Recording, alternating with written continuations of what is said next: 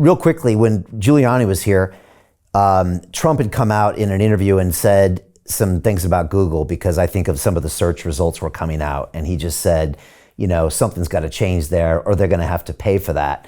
And I asked Rudy if, Trump got elected, if he would be willing to go into the social media companies and publish the YouTube files and the Facebook files and maybe prosecute people for violating the First Amendment and maybe, allow. So what did he say? Allow people like, me and you to maybe actually get social media reach and maybe some of our accounts back in that case. You're such an optimist. Well, that's what I'm asking you. Is this a complete pipe dream? Rudy was up for it because he's a prosecutor at heart. But is that a totally unrealistic thing to happen or not? So there is this case that's moving forward against Google for antitrust. And it's basically a mirror of the case that was brought against Bill Gates with the Explorer browser. Okay. And that's been brought under the Biden administration. So justice perceives this and the parallels between what Google does with its business model of surveillance capitalism and purchasing. Basically, the context for the case is the payments to Apple to make it so that Apple automatic in all of their products, particularly the cell phones, default to Google searching as opposed to any other browser or any other engine. And so this is clearly monopolistic. It's very analogous to what Explorer was doing. And so the legal precedent is clearly there. And that I think that if Trump gets in, it's going to be a question of, does he kind of apply gas to that pedal a little bit, or does he back off? But Google is evil. Google is out of control. Yeah. And it's not just Google. It's the whole tech titans. The metaphor of Silicon Valley is obsolete. It's NVIDIA. The market cap for the artificial intelligence tech sector now, because that's what it is. I mean, AI is just coming at us like a train. And people are clueless what it means. And it is the Wild West. Anything goes. And the implications are profound. I hear again and again, like I went out to the Liberty Forum in Silicon Valley to speak, I think for the fourth year in a row, a few weeks ago, and was approached by a number of people talking about the culture that's going on there.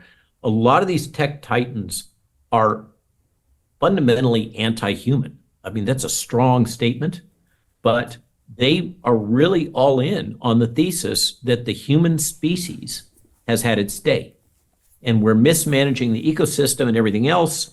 And it's all right and proper that we should be supplanted by the convergence of biorobots and artificial intelligence. And we're busy facilitating that.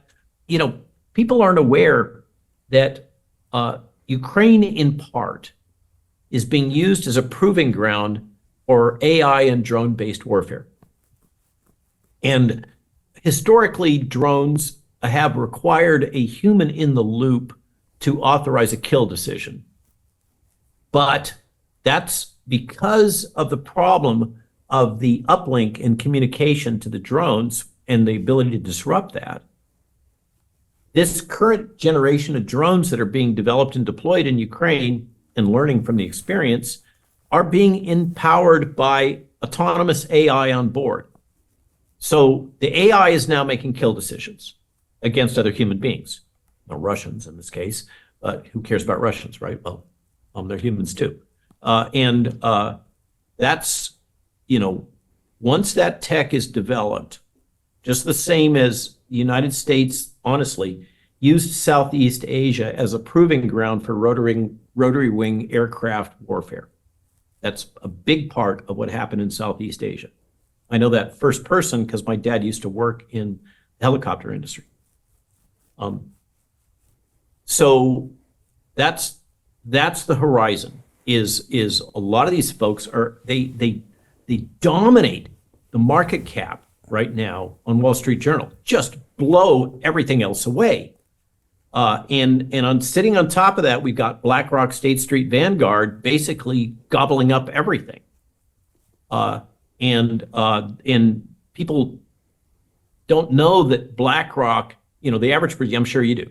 BlackRock got the contract from the U.S. government to rebuild Ukraine, for God's sake.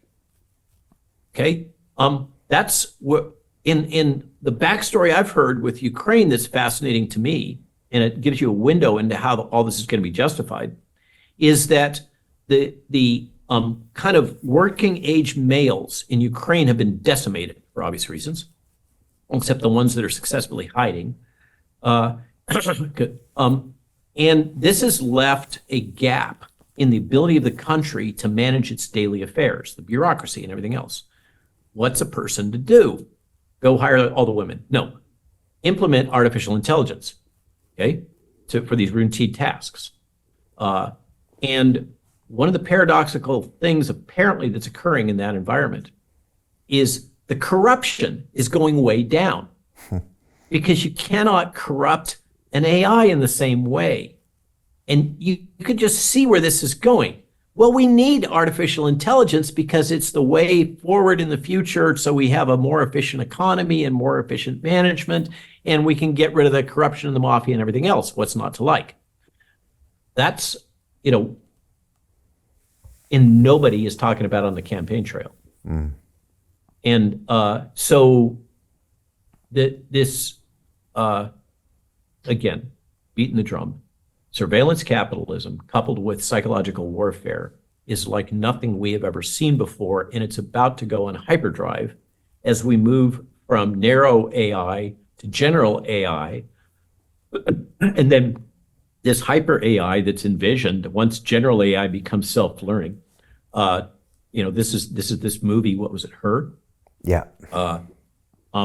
Where we have, even so, something I learned the other day, Elon Musk is on track to deploy a household robot, like the Jetsons, with a wholesale price point of about 10 grand, retail 20.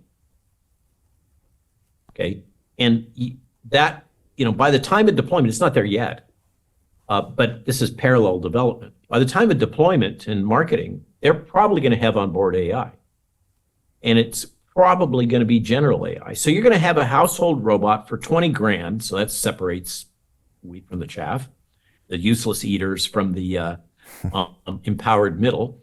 And that AI is going to be the equivalent of 100 PhDs in the can in R2D2. Okay. And then when we get to this next level beyond general AI, we're talking about IQs of 1,000 or more. Wake up, folks.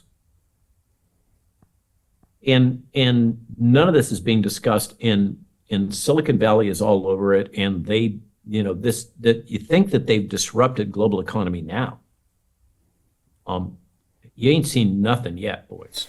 Yeah, I went on a deep dive in the AI after the ChatGPT moment, and I had Mo Gaudet, former Google X. I had Max Tegmark from MIT, did the Future of Life Institute. I had Peter Diamandis. I had Professor Hugo de Garis that wrote a book called The Art-Elect War about 10 years ago that basically game scenarioed this thing out, where he said, there's 1 billion people dead.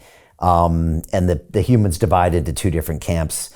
I went real deep and real dark on this, so I know exactly what you're talking about. But 99% of the American public has no idea what's going on. And yeah, it gets even crazier. And it ought to be the thing that's being discussed on the campaign trail instead of, price controls on groceries. Yeah, no, amen to that. Hey, I know investing in crypto is scary. It takes a real leap of faith because there are so many scams, rug pulls, and bad actors out there. It's a dangerous business, which is why 95% of people lose all their money. Well, that's why I created the London Real Investment Club, so you can access the hottest deals on the planet and use the crypto bull market to create the generational wealth that you deserve. Join my team of over 100 people from around the world that are making millions of dollars behind the scenes investing in blockchain, AI, Web3 games, DeFi, Bitcoin, and more. Don't miss out. Click the link below to book a call with one of my team now. But hurry, this bull market will end soon. I know investing in crypto can be scary. That's why you gotta join the investment club. Pull the trigger. Let's do this.